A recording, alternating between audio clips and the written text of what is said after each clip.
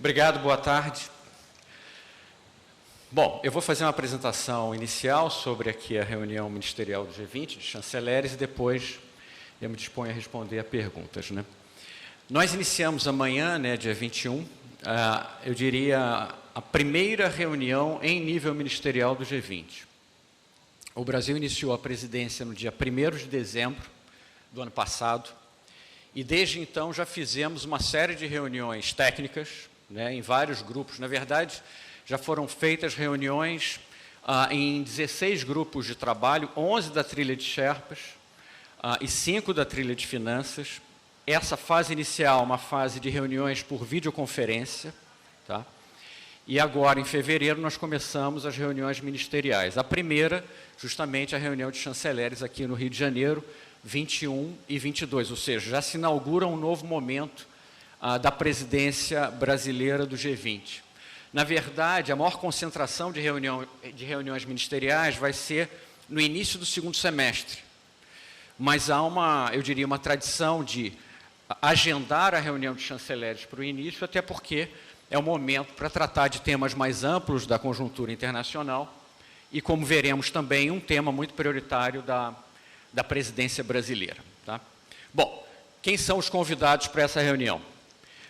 Bom, além dos convidados plenos do Brasil para o G20, porque, os senhores sabem, o G20 é hoje composto por 21 delegações, né, que são os 19 países, mais 2 organizações regionais, obrigado,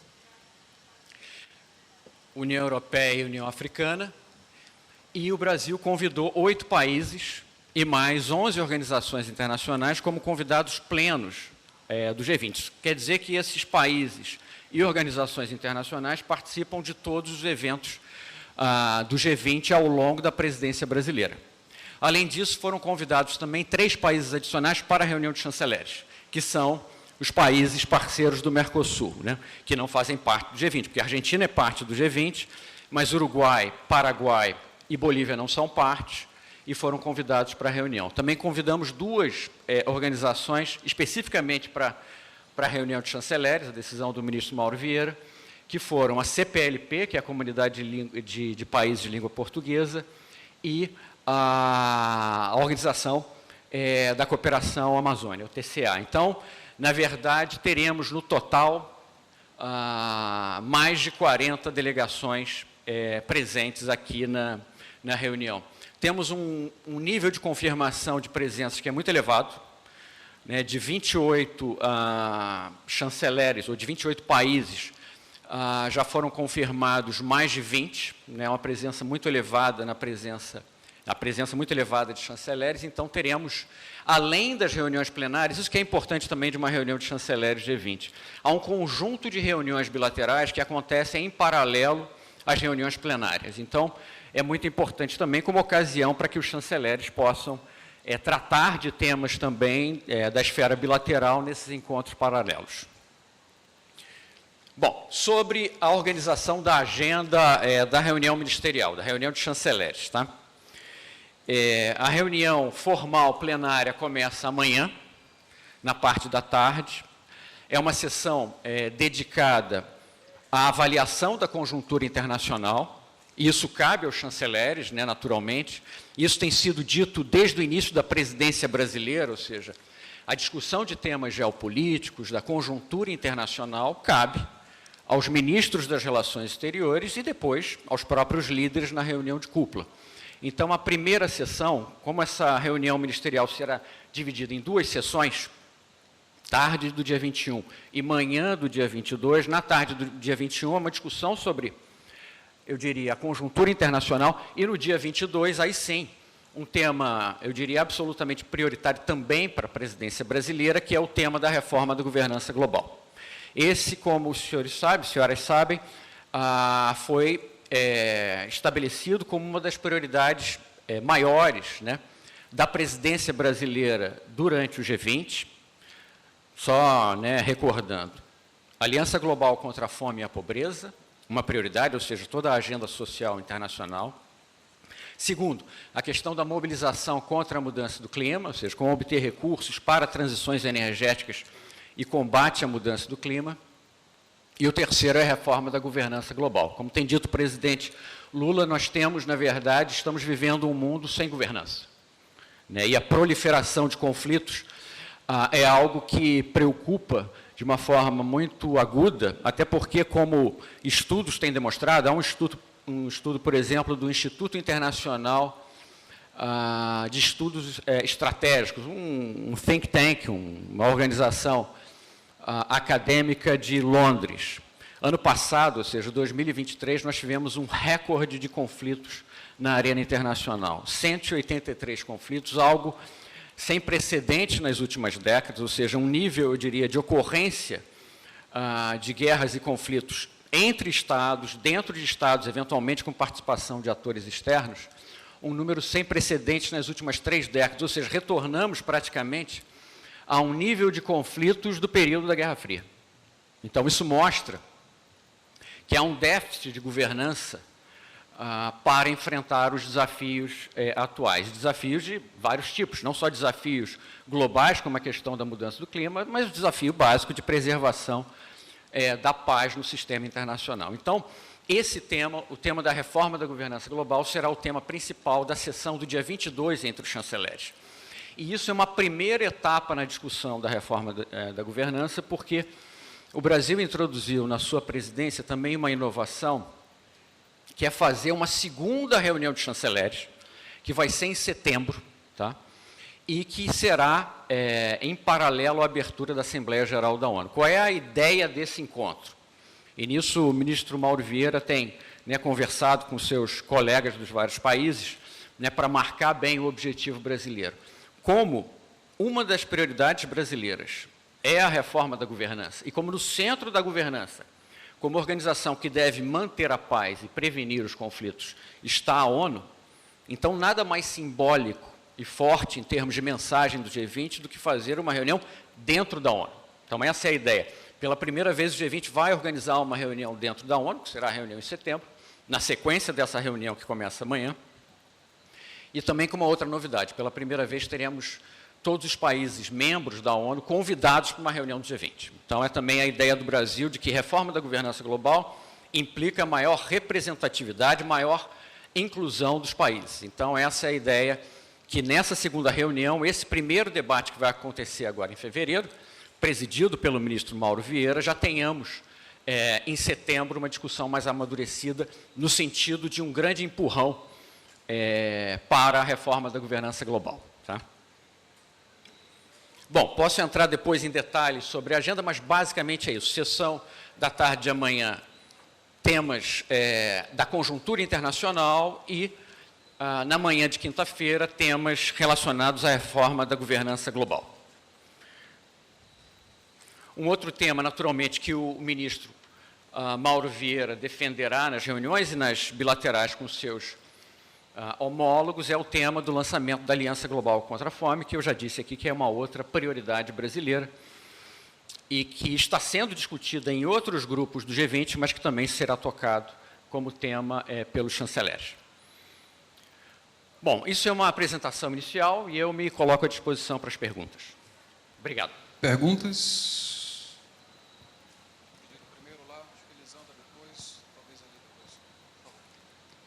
Embaixador, aqui, no meio.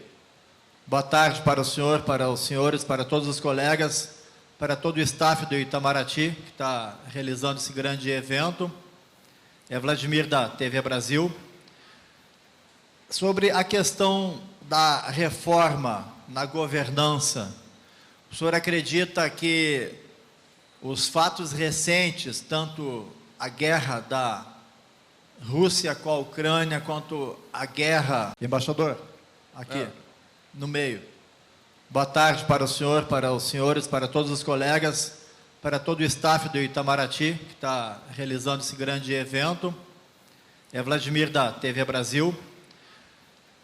Sobre a questão da reforma na governança, o senhor acredita que os fatos recentes, tanto a guerra da Rússia com a Ucrânia, quanto a guerra agora na faixa de Gaza, esses eventos estão demonstrando cabalmente a necessidade de que se repense essa estrutura que tem 80 anos, que surgiu no pós-Segunda Guerra, e queria saber do senhor se a questão da guerra Israel-Palestina e o posicionamento do Brasil, se esse será um assunto também discutido aqui nessa reunião aqui do G20. Obrigado. Obrigado. Bom, a defesa da paz pelo governo brasileiro é uma defesa aplicável a todos os conflitos. Ou seja, isso tem sido uma posição clara do governo brasileiro, que no caso da eclosão de qualquer conflito, eu diria pregar pela paz. E por isso também, aí é muito importante essa história da reforma da governança global, porque uma coisa é trabalhar pela paz em cada um dos conflitos. Outra coisa é ter uma governança global que evite a ocorrência dos conflitos. Então, nós estamos apagando incêndios, na verdade, né? Com 183 conflitos no mundo, é uma situação tão catastrófica do ponto de vista de efeitos humanitários, né? Que, obviamente, a ação tem que ser estrutural. Então, uma coisa é pregar a paz em cada um dos conflitos, e o Brasil tem feito isso de uma maneira, eu diria, reiterada e regular, certo? Em todos os conflitos. Agora, é preciso justamente adaptar o sistema internacional a evitar a ocorrência de novos conflitos. Então, aí o papel da ONU é central, porque a ONU foi criada para isso. Foi uma organização criada para manter a paz, evitar os conflitos, né? Foi criada, vamos dizer assim, na esteira do final da Segunda Guerra Mundial, ou seja, um momento de conflagração tão intenso como foi. Então, a ideia justamente é essa, que nós tenhamos uma reforma efetiva da ONU, para que a ONU seja, de fato, um instrumento eficaz para evitar a ocorrência de conflitos. Tá? Embaixador Lisandra Paraguaçu, da agência Reuters. Uma das questões que a gente tem é qual o nível de apoio que você já tem até esse momento para essa reforma. É uma coisa que o próprio Brasil tenta há algumas décadas e nunca conseguiu se chegar numa coisa efetiva, né? Especialmente por causa dos 5 países do Conselho de Segurança. E a outra questão é em relação a uma possível ou não declaração no final dessas reuniões, especialmente sobre temas específicos, como, por exemplo, os ataques na faixa de Gaza, a guerra da Ucrânia, se existe alguma possibilidade de que se saia algum tipo de declaração durante essas reuniões. Obrigado, Lisandra. Bom, primeira pergunta, né? Chance de reforma da ONU. Olha, eu diria que há consenso em relação à necessidade de reforma. Agora, o caminho para chegar à reforma, naturalmente, há preferências de países por determinados caminhos, preferência de outros países por outros caminhos. Então, esse é, eu diria, a grande proeza de um trabalho diplomático, é tentar justamente costurar uma reforma que seja a mais inclusiva, né, e a que obtenha mais apoio possível para que nós tenhamos, de fato, uma ONU que seja efetivamente capaz de prevenir os conflitos. Então, eu diria que há ênfases diferentes, sim, países que privilegiam a questão da reforma do Conselho de Segurança, outros que privilegiam o empoderamento da Assembleia Geral, por exemplo, o fortalecimento do Conselho Econômico e Social. O que eu posso dizer a você é que o Brasil sempre foi muito aberto à reforma como um todo. A questão não é só o Conselho de Segurança. A questão é que a ONU em si tem que se tornar, eu diria, mais representativa e mais atualizada em relação às necessidades contemporâneas. Só um exemplo aqui muito gráfico. A Carta da ONU tem a palavra meio ambiente? Não tem. E será que hoje é possível pensar uma organização que é guarda-chuva das organizações internacionais sem mencionar a palavra meio ambiente? Então, é só um exemplo pequeno da questão da falta de atualidade do sistema como nós temos hoje. Então, eu diria que há consenso em relação a ter uma ONU forte e capaz de ajudar-nos a enfrentar os desafios globais. Por exemplo, mudança do clima é um desafio global, não dá para enfrentar individualmente, é preciso ter organizações fortes. Então, nesse sentido, sim, há consenso. Agora, a forma final, eu diria, dessa atualização da ONU, há divergências, mas esse é um trabalho que, eu diria, com a urgência que nós temos hoje, ou seja, com esse nível, né, de ocorrência de conflitos, em que a gente está voltando a padrões Guerra Fria, né, em termos de número de conflitos e gravidade dos conflitos, eu acho que isso gera uma pressão e uma urgência ao tema que não havia antes. Então, isso é também um elemento importante a se considerar. Sua segunda pergunta. A questão da declaração aqui na ministerial. Não, a ideia é a tradição das reuniões ministeriais do G20, inclusive as reuniões de chanceleres, são convocadas, se não me engano, desde 2012, é não ter uma declaração formal escrita. Mas os chanceleres fazem, entre eles, um balanço final da reunião, né, de como foi a reunião. E o propósito do ministro Mauro Vieira é, sim, que ele faça um balanço para os seus colegas, né, no final da reunião, mas a ideia é não necessariamente, né, buscar uma declaração ministerial por escrito, até porque nós retornamos à tradição do G20, que é, nós precisamos concentrar nos temas, certo? E uma declaração não pode ser um fim em si. Então, o que tem acontecido nos últimos anos, eventualmente, é uma obsessão pelas declarações que impede que a gente avance substantivamente na discussão dos temas. Então, a prioridade aqui é discutir os temas, né? Para que a gente possa ter efetivamente propostas para avançar em todos os assuntos que vão ser discutidos, né? Daí, agora, quem precisa de declaração, quem faz a declaração tradicionalmente são os líderes. Isso haverá declaração, isso começa a ser preparado ao longo de toda a presidência brasileira, mas não nas reuniões ministeriais da trilha de Sherpas, né?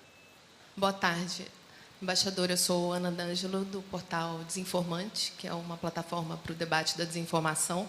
E eu queria trazer esse questionamento sobre a capacidade do endosso da pauta digital entre os ministros, né? Tendo em vista que, né, é um GT de economia digital, e é uma pauta que é transversal, né, essa agenda prioritária do governo brasileiro. A gente está vendo agora nesse conflito Israel-Hamas, mesmo Rússia e Ucrânia, né, a capacidade das plataformas digitais de polarizarem, né, o discurso e trazerem ataques, né, e discursos de violência.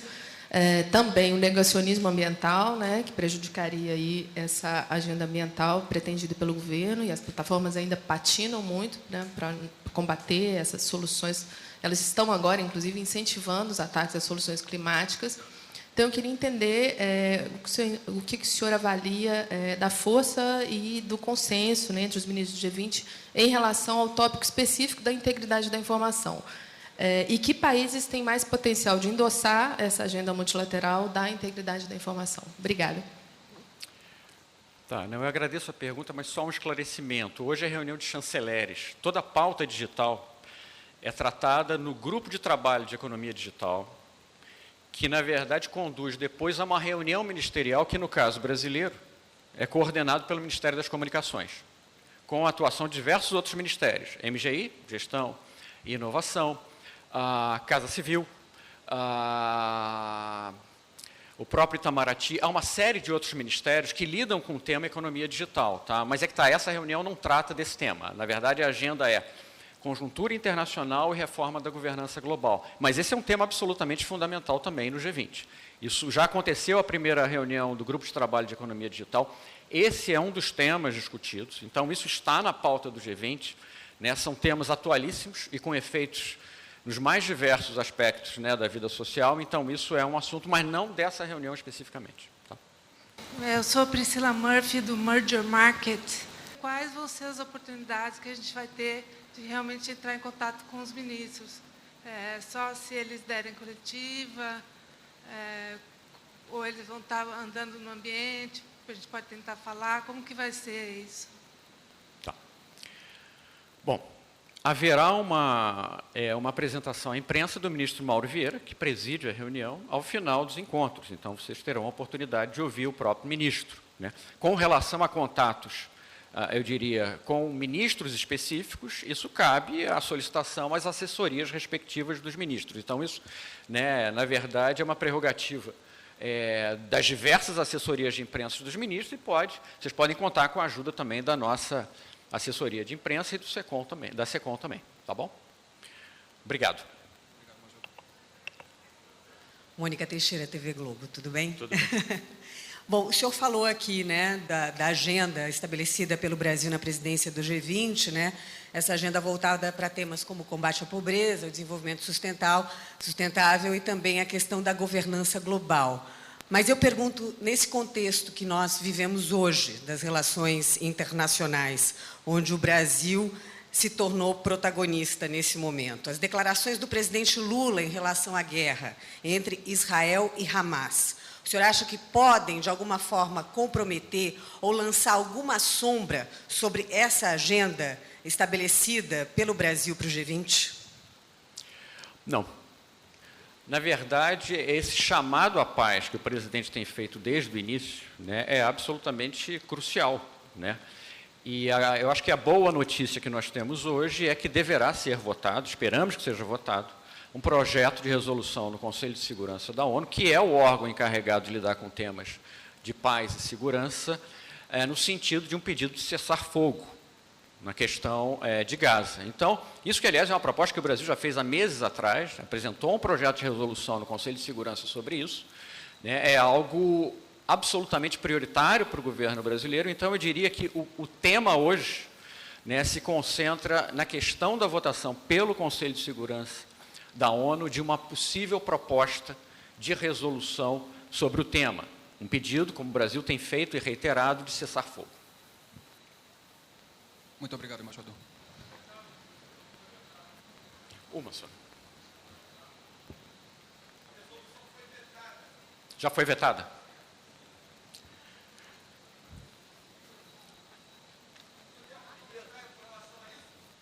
Não, não vou comentar. Eu não vi ainda.